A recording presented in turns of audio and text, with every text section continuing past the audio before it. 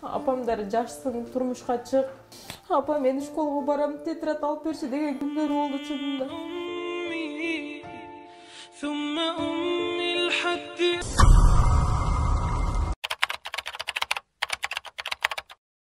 Ассаламу алейкум, биздин фонд дагы болсо өз ишин улантууда. Ак жол айылында жашап жаткан Авазхан эжебизге жардам берүү үчүн келип отурабыз.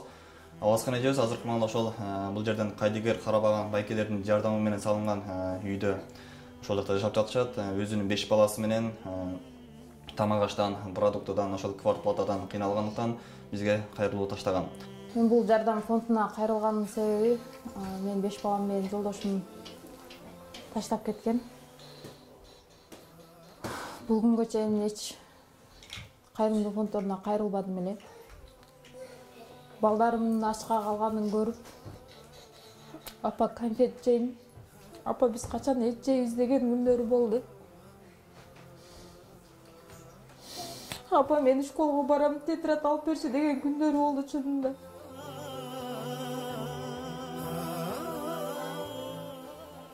Эчтеке айта алган жокмун.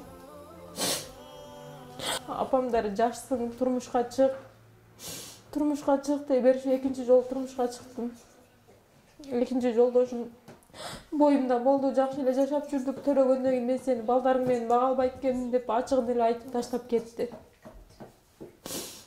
Операция болуп төрөп, баламды көкүрөгүмө да сүт келбей калды. Баламды смесь менен багам азыркы учурда.